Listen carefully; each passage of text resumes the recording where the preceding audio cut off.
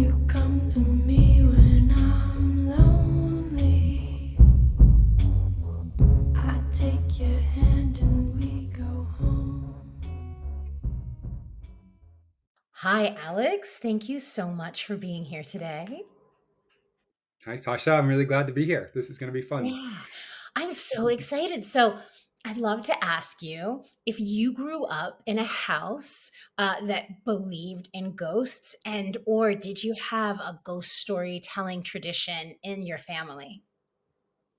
We didn't have any ghosts in our house, but I had a best friend in grade school who he swore there was a ghost in his house. It was an old colonial in Williston, Vermont, and he said he'd seen the ghost many times. And I tried my best sleeping over, but I never saw it myself. Ah, so Um, you've never seen a ghost with your own eyes? I've never seen a ghost. I have lived in buildings where other people have said there's ghosts. I was in a dormitory, a foreign student dormitory in China, in Sichuan, in Chengdu, and there were all these.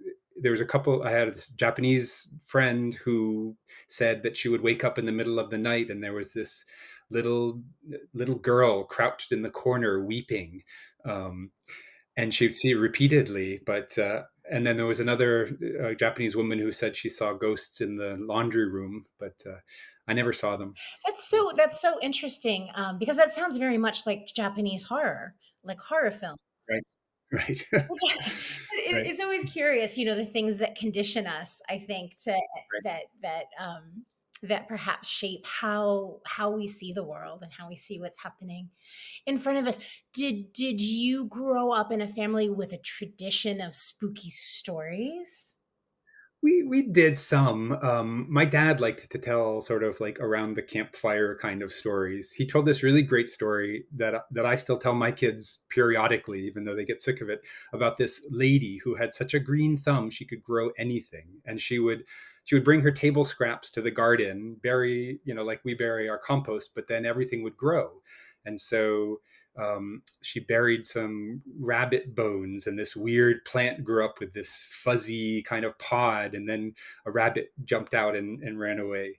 And then one day she cut off the tip of her finger and it got lost in the dirt, and this very huge, strange, huge plant came up with this another fuzzy sort of pod, and which one day was empty. And then a neighbor soon after came to her door, knocked on her door, and said, "Oh, how is your finger?" And she held up the finger, and it was all there. So it was like, the pod lady came and took her place. Oh my god. Did he say that he knew her? That he or was he just telling kind of her myth? He was telling her myth. I mean, he didn't have that conceit that I knew a woman once who but And how do your kids respond when you tell them those stories about the lady? they like it. They like good stories. They like scary things. Kids today. Kids today. Now, is there something in your past? I seem to recall you talking about the stories that your grandfather would. Yeah, I had this grandfather. I mean, he was otherwise a very sort of regular guy, but he liked to tell this story that he could walk through trees. And he used to always say that he was Superman, I guess, now that I'm thinking about it. But he had this tree in his front yard that he would point to and say, "I can walk through that tree." And we all believed him. And it just seemed like, wow, that's neat. Our grandfather can walk through a tree. That's pretty cool. And I still, like, even today, it's like you never stop believing in Santa Claus, right? Or the Tooth Fairy or Jesus and all, like all the myths that we're told as kids. We develop that sort of appreciation for the supernatural because we want to some degree. But I mean, I still think of my grandfather walks through trees. Okay, that's plausible to me in a weird way because I was conditioned as a child. I was told that story enough.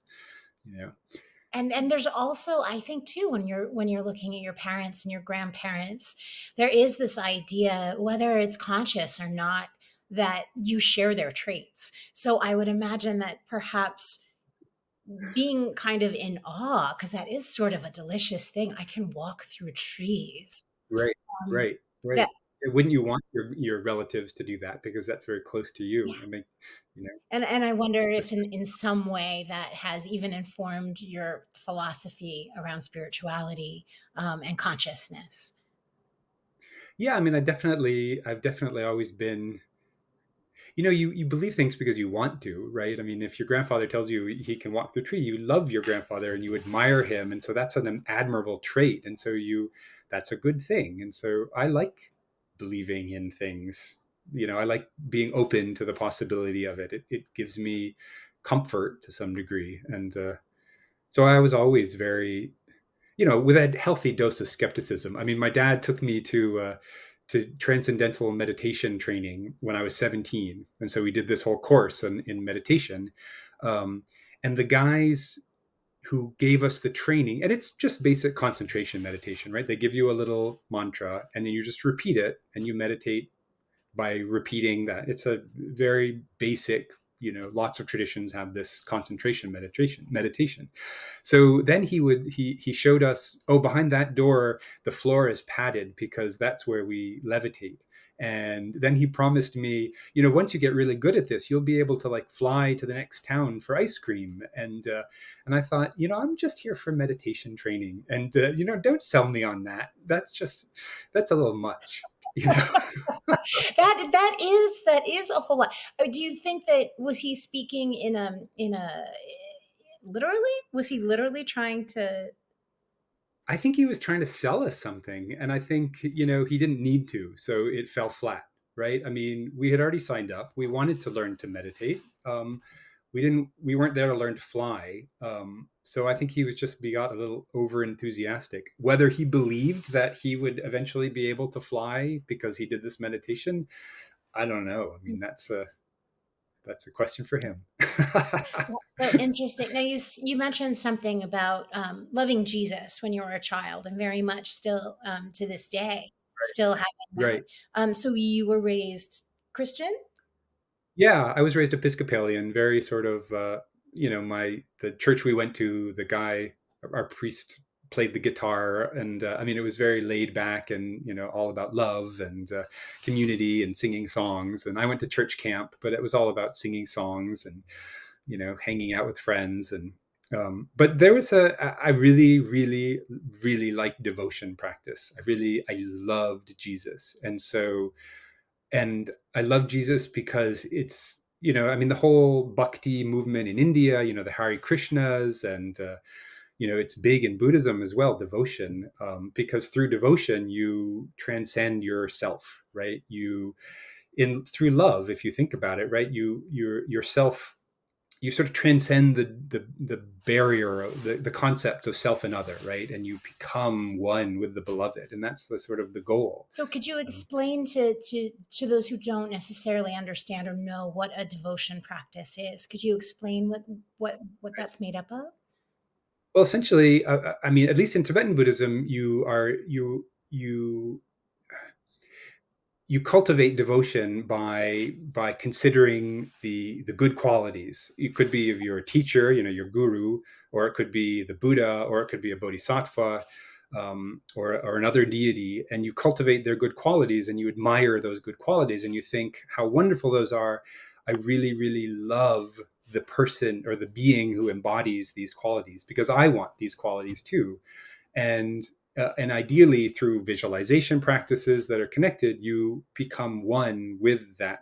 You in a way, you through cultivating an appreciation through those qualities in somebody else, you cultivate those qualities in yourself, Because you're right? in that space of love, right? Because you're in that When you're space, right? in a space of love, you're also embodying Right. that love.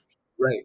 Right. That love is, you can love someone and that love person can be oblivious. That love, you're creating that love in yourself, right? And so that love can transform you into a better person, right?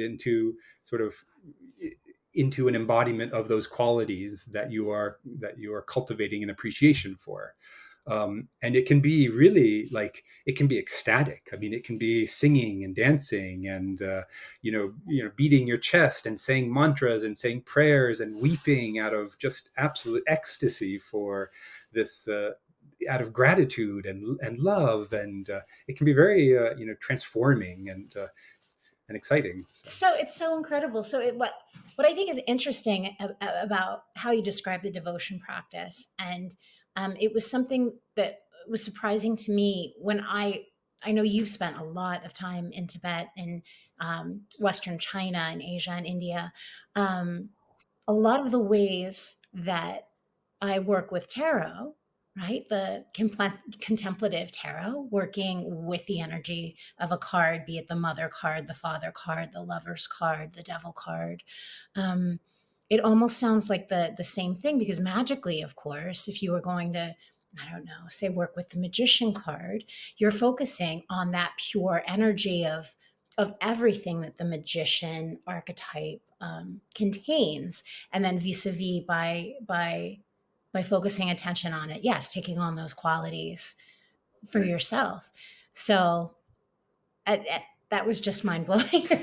I just think that it's such an, obviously, what you're talking about is a tradition that goes back thousands and thousands of years. Right. Right.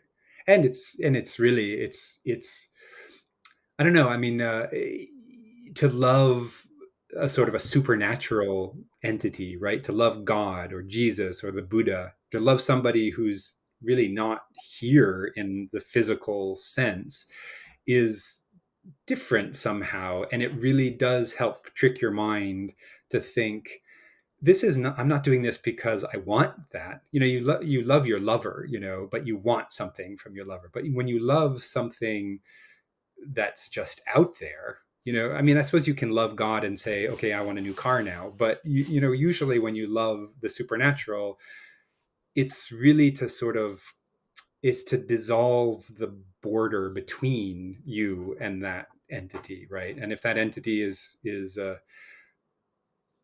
because then you're less of a self, and at the same time your self expands to the size of the universe, because it's everything and nothing. So um yeah, I mean, devotion practice is I don't know. I mean, obviously, it's completely different in every single religious tradition, but I went from cultivating love for Jesus and really getting into it when I was a kid and praying and, singing songs and everything, to then when I got involved in Buddhism, it's like, oh, okay, I can just sort of move this along. And what's nice, I don't have to stop loving one thing to love another. You just sort of expand your pantheon.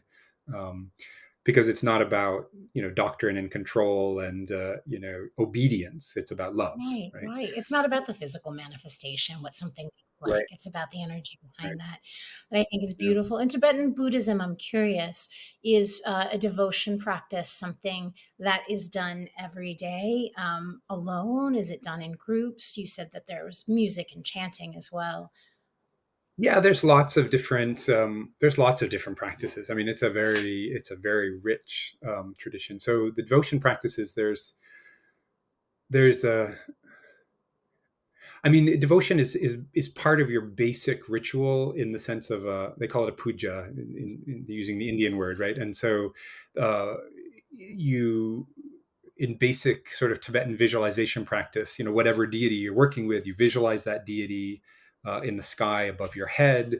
You say prayers, you recite the mantra that, and you ask for something, right? And like, maybe if you're doing Vajrasattva practice, where you're purifying, you say the 100-syllable mantra of Vajrasattva. Vajrasattva is above your head, and this pure radiant light comes down and fills your body, displacing all the impurities and the stains of your past misdeeds, and those just sort of pour out of your body and then into the earth, where they're absorbed and purified by the earth. And so that's a devotional practice. It's also a very sort of intellectual practice, because you're working with your mind to cultivate the images, but you're working with your heart and your devotion to cultivate an immense gratitude towards that deity who's purifying you. And of course, the whole thing, you're doing it yourself, because it's all a manifestation of your own mind. Yeah. So I think I think that's incredible. I think it's amazing. I'm curious, because you've had the good fortune to spend time in Tibet and practice in Tibet. Um, and I think that, to your point, that while you're engaged in these practices, it is all of your own doing. But I've certainly found that whether it be a spiritual practice or a creative practice, um, painting, drawing, writing, dancing, singing, um, it's certainly moving into what I would call the active imagination.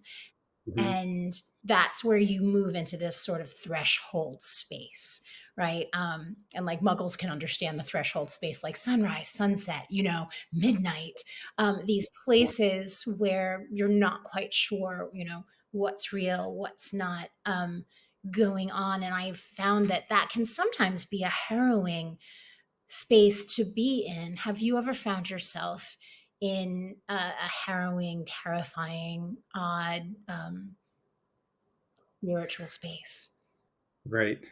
Yeah, for sure. I mean, Tibet is the landscape has lots of those sort of set aside. There's all these pilgrimage destinations. Many of them are caves. Massive caves high up on a cliff. High up in the mountains. Above, hanging above some isolated valley. I mean, I did. I mean, there's the sort of the enthusiasm of the convert, was really me when I was in my 20s. So it was easy to travel in Tibet by yourself. So I went in sort of semi legally from Nepal a couple of times when I was in my young 20s. And one time I went, I said, well, there's this massive cave, meditation cave, where it's connected to many great saints of the past, and I'm going to go there. I was doing actually Vajrasattva practice at the time. I'm just going to sit there all day long. I rented a little gas stove. I brought a whole bunch of cauliflowers and bread and I just went up and I spent 10 days in this massive cave, by myself. And I just sat all day long staring out the mouth of the cave. And I was terrified the entire time. I mean, it was not like, like people want Buddhism to be like all about flowers and love and, friendship and gentleness. And it's really terrifying when you sort of face your mind, because in your mind there's all the demons as well, right? I mean, it's not just about smiling bodhisattvas, but it's also about blood drinking demons who embody all the scary stuff and all the violence and all the wrath and hatred and resentment, and that's all there. And so this cave really felt both. I mean, it felt like that. There was a temple, and I mean, it was such a big cave. There was a temple inside, a dusty old sort of abandoned temple with some old clay statues and of nice deities, but also, I don't know, really dark corners and crags, and so I was terrified the whole time I was there. And did you see But did you see anyone else while you were there, or were you there alone the entire time? I was there alone, but twice, two groups of pilgrims came through. One group just sort of sat there and sort of watched me. Another group just sort of like went through all my stuff and like invited me. There was another part of the cave. You would climb up this old ladder and shimmy through this sort of chimney that was all rubbed clean, and it was all like you with your torch, it just glowed because of all the crystals. And then you came to this other big cavern, and there were sort of like side caverns, and some of those were said to be like the practice cavern of this saint called Yeshe Tsogyal, who's this very sort of mother figure in Tibetan Buddhism. And it was her womb cave. So you'd sit inside. So I sat there with them, and they did this practice called chud, which means cutting.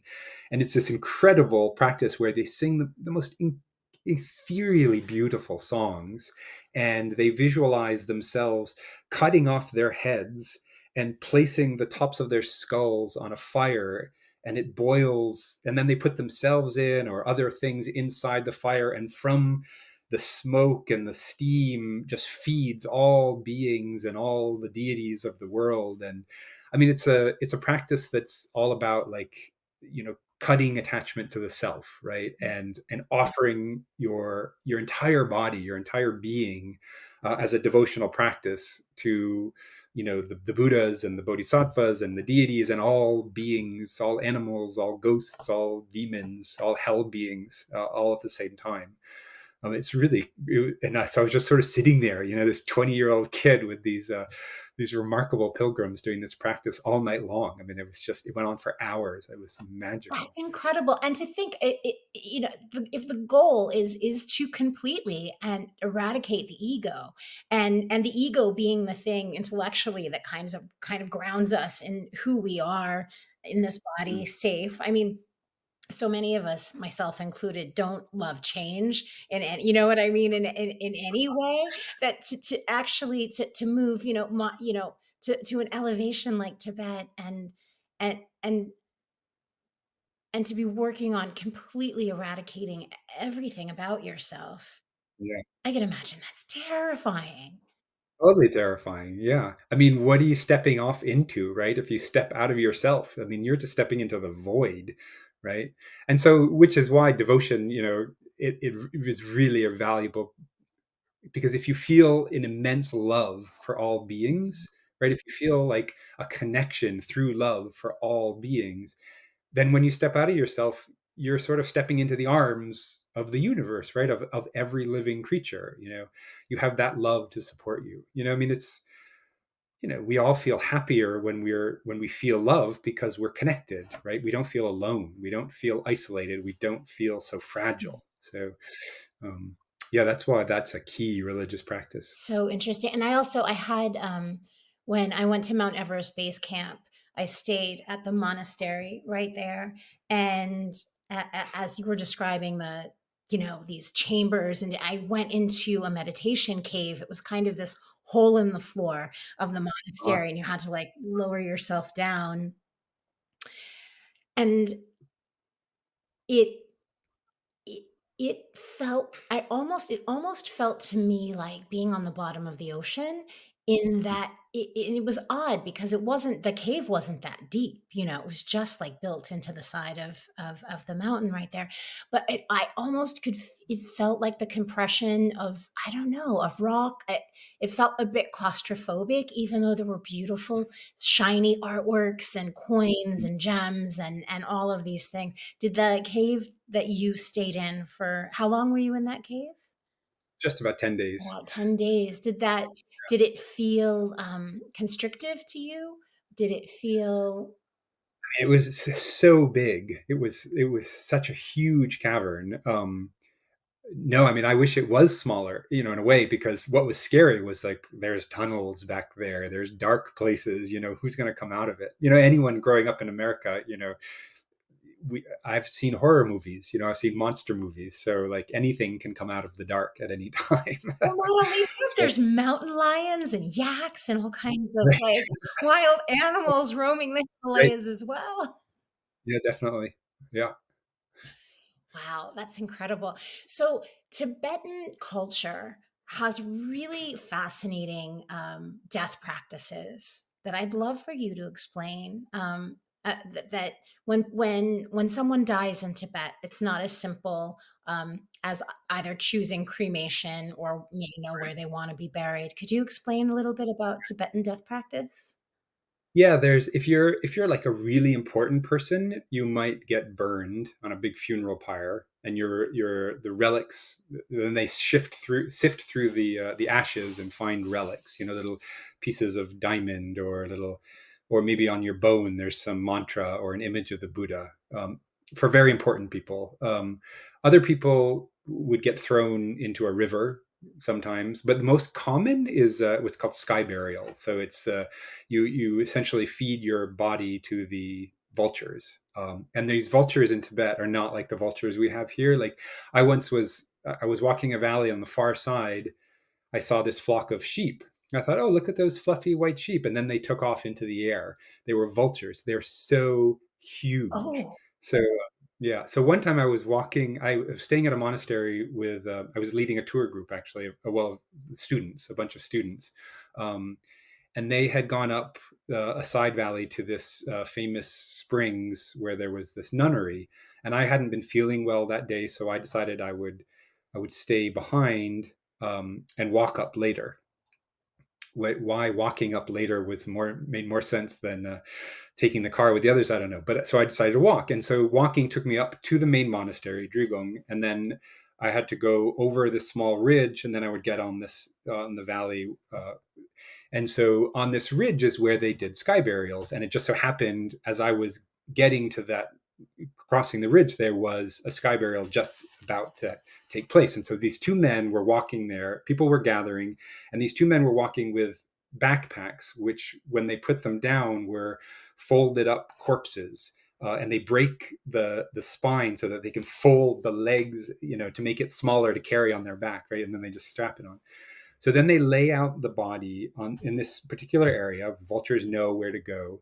And in fact, there were so many vultures that they started sort of rushing the guy. First, the guy, what he does is he takes a knife and makes slices on the flesh to make it easier for the vultures in. So there's and then the vultures come and then they leave. But the vultures kept rushing it. So he asked the nearest people to him, which included me and another guy, to take these sticks and just sort of keep the vultures back. So I was, this, dopey foreigner who just happened to be there and just got enlisted in herding the vultures, keeping them away from the bodies as he was making the slits. And then we stepped back and let the vultures go in, and they just it was a feeding frenzy. There were pieces of bodies flying up in the air. I got human flesh on my coat, I had to brush it off. And then he said, okay, go in. And then so we go in and we push all the vultures away, and then he crushes the bones, and then they go back in so they can get into the skull and the marrow, and the vultures go back in, and then we push them away again, and then whatever's left he then grinds it up, mixes it with flour, with tsampa, and then the vultures come in and then just clean it up completely. So and then the family is there watching it. And one of the most important things that he does, as soon as the skull is clean, he picks up the skull and he looks at the what is it called, that hole in the skull where the three plates of the skull meet, the to see if it's open, because Tibetan Buddhists believe that consciousness is ejected through the top of your skull after. When you die, all your consciousness slowly sort of gathers into the center part of your body, as the heat sort of flows out, and then the last thing to leave is your consciousness. And so there's this ritual called poa, meaning transference. And so sometimes you do it yourself. You can practice it. People do poa. They practice ejecting their consciousness through the top of their skull and then bringing it back. Or a lama, once you're dead, it's sort of like what do lamas do when you die? Well, they come and they do poa. They do the transference ritual to eject your consciousness into a pure land where it's a better rebirth. It's easier to be enlightened from them. So the guy, he looks at the skull to see if there's a little opening, and then he shows it to the family. Look, good news. The priest did a good job, or this practitioner was accomplished and was able to intentionally eject their consciousness to the next incarnation, which means that they had some control over it, which means they got a good one. So. It's so fascinating that the family would be there so in all of the burials you're describing, Yeah. sea, land, air, that the family is witness Yeah, of as the course. body. Yeah. So I would imagine I would imagine it changes a culture's relationship with death if it's something that you're comfortable, that you grow up watching and seeing, that it's not kind of hidden away or put into a Right. box. Right. Right. No, I absolutely agree with that. I mean, we are so messed up in the West, the way we hide death, the way we make the dead look like they're sleeping, when we put them in the coffin, even if we are so lucky as to see a dead body, right? Um, I was lucky with my parents. We saw death. When my grandfather died, my grandfather lived with us when I was growing up. He died when I was 6. My dad brought me down to, see his body and say goodbye. And then my other grandfather, the one who walked through trees, he died when I was in my early 20s, and he died at home. He had cancer and he wanted to die in his living room. So my mom was taking care of him, going down, spending a lot of time there. And so he actually died while she and I were giving him a sponge bath in his living room. It'd been months. He had been in a coma for months. We didn't think he was there. But when he died, my mom, I was holding him up so that my mom could wash his back. And my Aunt Judy, who lived in another state, was visiting. My Uncle Joe, who lived in Vermont, was there. My Uncle Will, who lived in Vermont, was there.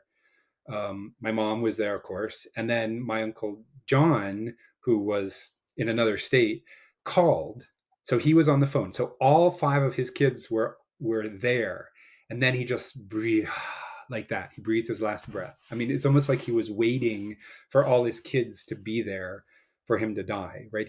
Because I mean, it had been months, and we kept sort of saying, you can go now. You don't have to hold on for anything. But I think he was holding on for all his kids to be present. Be present.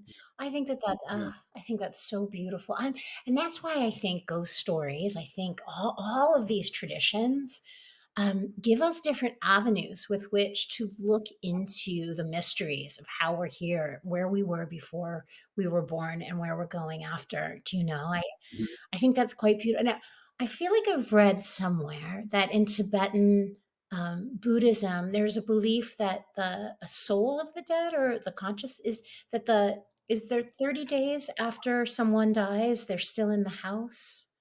Right. Well, I mean, there's the 49 days between death and birth is what they say. The sort of 7 weeks of the bardo, the sort of that transitional stage between death and birth, where I mean, it takes several days sometimes to fully die. I mean, it's not like that, right? Like I was saying, you're all the different consciousnesses of the body have to sort of they leave the extremities, they leave the head, they leave the legs, the feet, they flow into the central channel and sort of gather. And then, that's when the heat of the body sort of diminishes. And then, the consciousness is ejected. And then where does it go? And so, in addition to poa, what the priests will do is there's a full 49-day prayer ceremony where you can sort of guide the consciousness on to the next incarnation, because the consciousness is out there looking for a body, can't really exist without a body. So um, and well, where is it going to go? And it's going to go determined by the winds of karma. If your last thought was anger and selfishness and desire, you're going to be sort of, it's sort of like, what door are you leaving from? Are you leaving from the flower covered happy door, or are you leaving from the anger, resentful, bitter door? Because if you leave through the bitter door, you're going to go down this path of selfishness um, and you're going to wind up in a hell realm, or you're going to wind up as a preta, which is like a hungry ghost, where you just crave, crave, crave all the time and never can be satiated, or an animal. But if you go down like a happy door, where you're thinking good thoughts of other people, and you're going to sort of activate the karma that you've accumulated through countless lifetimes, which will propel you to a positive rebirth, like another human being in a good family, where you have some leisure, and you have some wealth, and you're not suffering disease and war. And um, so and then the things that you see through that period, you're going to see all these demons, and you're going to see all these wonderful things. And do you go towards the wonderful things, or do you run in fear from the bad things? So all that's all documented in scriptures. And so you can read these scriptures to sort of prepare yourself. Like the idea being like, okay, I'm dead. All right. So now what do I do? Okay. Oh, I remember reading about that thing. Don't go towards that thing, go down this road. It's almost like a map of death. Um, And are you referring to the Tibetan Book of the Dead when you're talking yeah, that's about the the Tibetan Book scriptures? of the Dead. Exactly. Right. Yeah. So it describes all of those things. And is the Tibetan Book of the Dead just one book out of thousands of scriptures that had made its way to the West and became popularized? Yeah, yeah. The Tibetan Book of the Dead. I mean, it's really like the Tibetan Book of the Dead with air quotes around it, right? I mean, it's not a manual that ever existed. It In the 1920s, this guy Walter Evans Wentz, was sort of came across these teachings and thought, wow, these are great. These are really cool. People really like them. And he asked some Tibetans to help him translate them. But he just took one section out of a vast collection of scriptures that address this issue, because this is a big deal. What do you do with death is really the heart of almost, it's the heart of every religious tradition, right? I mean, dealing with death and the afterlife. Um, so yeah, the so-called Tibetan Book of the Dead was just one bit that he took and translated and published and gave it the name Tibetan Book of the Dead. I mean, it's not.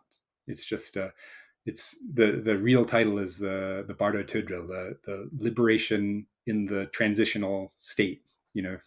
So how to do it. And in theory, if someone does not become reincarnated, if somebody moves through the bardo and they have reached, I would say, enlightenment, then do they become a bodhisattva? What is their destination if they're not reincarnated? Well, if they're enlightened, I mean, if they're a Buddha, then they're gone. They're just gone. I mean, they yeah, there's, I mean, that's nirvana. Nirvana is it's the root Sanskrit is nir, which is like nihilism, right? It means nothingness. Nirvana means nothingness.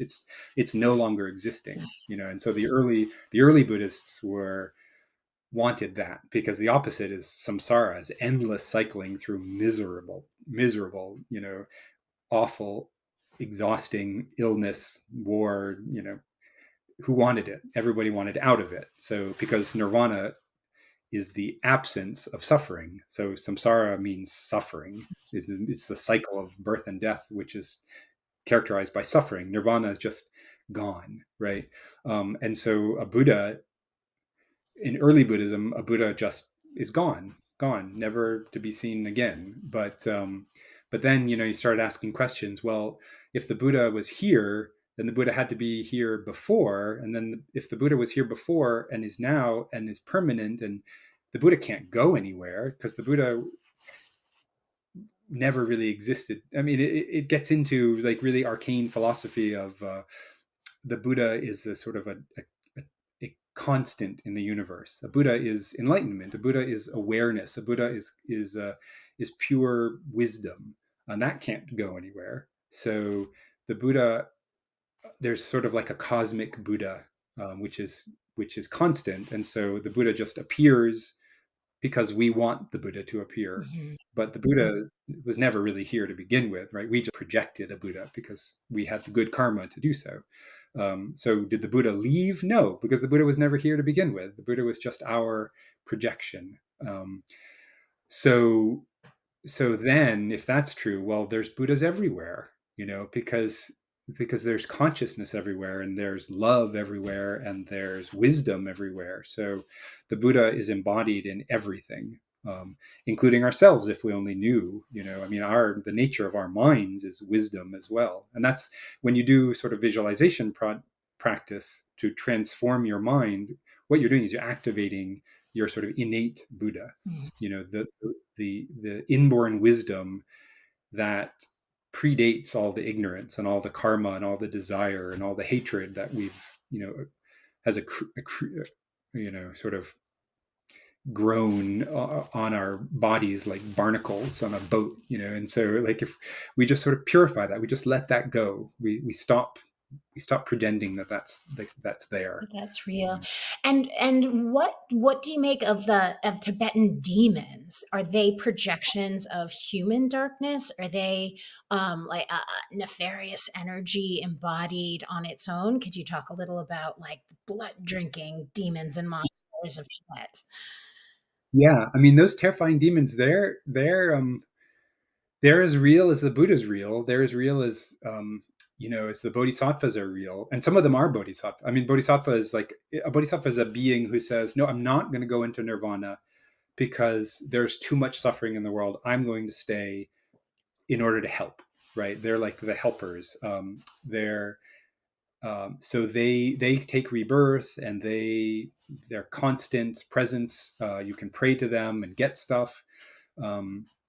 And so some of the bodhisattvas, they're not all lotus holding, rainbow colored. Sometimes they've got fangs and garlands of skulls, and, the skins of the heretics around their waist, and they're drinking skull cups full of blood. And because that's real, right? I mean, that's the world we live in. We're surrounded by love, but we're also surrounded by hate, and we're surrounded by violence, and it's not just outside there. In our minds, in our own heads, we've got all sorts of hate, and so they embody that, and they you can work with that, you can transform that, right?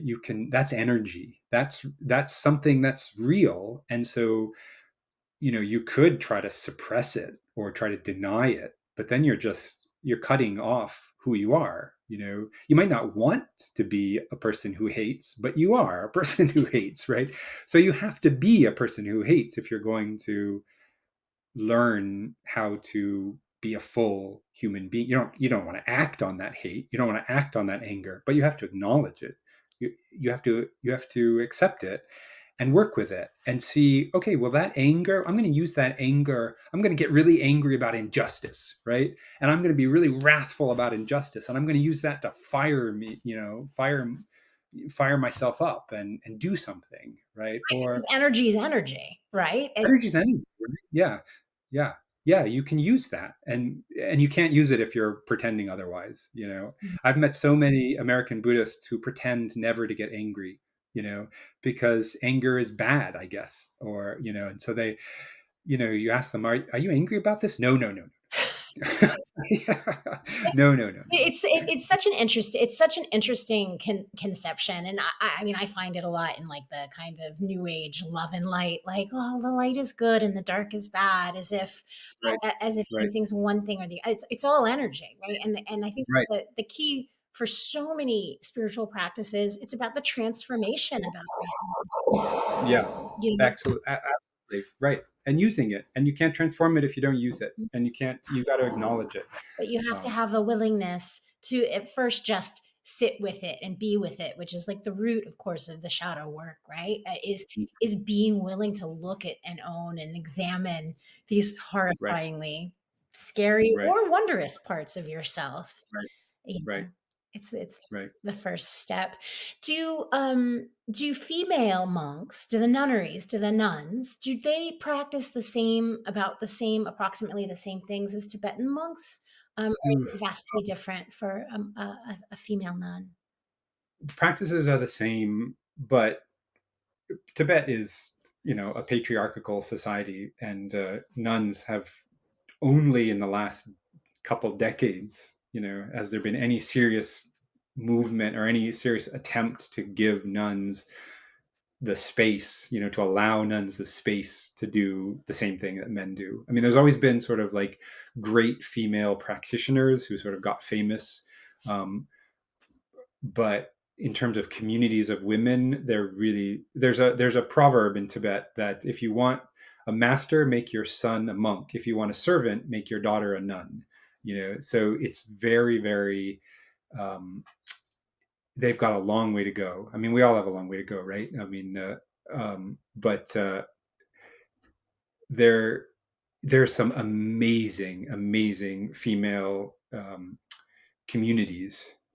In fact, one of the largest religious community in the world is a community of women in Sichuan province, a Tibetan area called Hlarungar.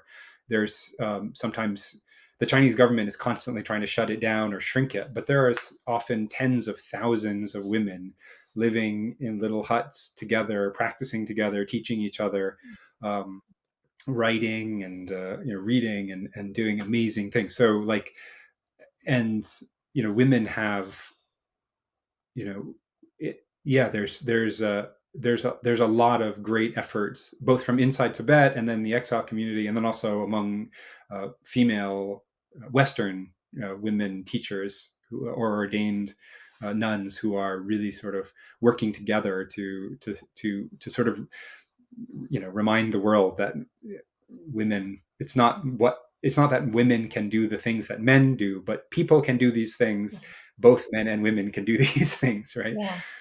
Yeah, Right. it's one of the interesting complexities, and something I was surprised to learn about, because Buddhism, just for the lay person who hears about it, it seems so soft and gentle. Yeah, so looking, and then you closer and you realize, oh, it's quite patriarchal. When was the last time you were in Tibet?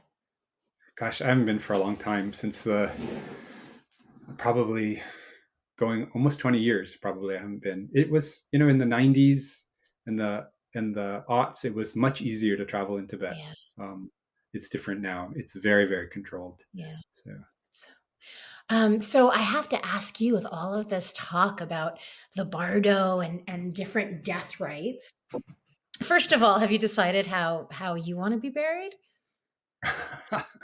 um, I know where I want to be. I mean, we have a family plot in Shrewsbury, Vermont. My dad is there. My grandparents are there.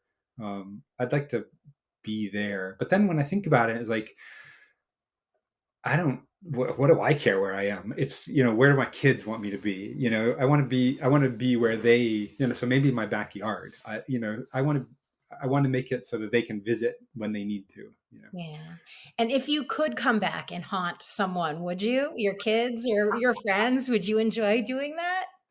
Wouldn't you? I mean, not to haunt, but I mean, it's hard to separate. I don't want to, like, the idea. If, like, someone would give me the option of just, floating around, my children's lives and just watching them, it would be hard to say no, right? I mean, how can you know, like, the thought of not being available to them makes me sad, Mm. right? And then the thought of being able to watch what happens to them, even if I can't be involved, even if I can't, like, impact them or influence them or anything, but that sounds joyful. I'd love to see it, so yeah, I guess I probably would come back as a ghost if I could. One last question, Alex. And of course, there's no right or wrong, because we're talking about, right? We're just talking about our ideas, our inclinations about mystery, about the supernatural. Um, but where do you think you were before you were born? And if you had to put money on it, what do you think will happen when you depart this life? My mom once was when I was a kid, she got hypnotized, and she was told that she was an Indian chief. And I just thought, like, yeah, he probably tells that to everybody. He's probably got like 5 things that he does, right? um, but I don't know. I'm always sort of, every time something resonates with me, like, in a really, like, wow, I'm reading, like, in a historical event, and it feels like I have an emotional response to something. I sort of feel like I must have. I'm not but I feel like, oh, maybe I was there. Maybe I was somehow connected. Like, I don't know much about it, but I felt like, I mean, yeah. So a couple of times that has happened when so I just sort of feel like maybe I have been around. And where I'd like to go next, I don't know. Like, my son and I, we joke about, do you want to be a snake? Do you want to be a bird? Do you want to be what would be a fun, and there's all sorts of, it seems like it would be lovely to be a bird, until a hawk comes down and eats you, or, Nature is cruel. I think it's tougher than being a human, I think, right? Yeah. Like, Yeah, absolutely. No, I mean, I guess I would hope that I'm in a human where I'm I'm doing something good, where I have a life of value and meaning that, benefits people. thank you so much for being part of Ghost Stories by the Fire. Do you have a spooky story, near-death experience, or supernatural happening you'd like to share? I'd love to hear it. Submit your story to sashagraham.com with Ghost Stories by the Fire in the subject line. You might just wind up on this podcast. And if you want to support it and keep the ghost stories coming, head on over to sashagraham.com to check out my books and tarot decks, which are available for purchase at your favorite bookseller. The Ghost Stories by the Fire theme song is titled Lovely, from the original motion picture score of The Deeper You Dig, a film about the lengths a mother will go to find her daughter's killer. Thanks again for listening, and until next time, I'm saving you a seat at the fire.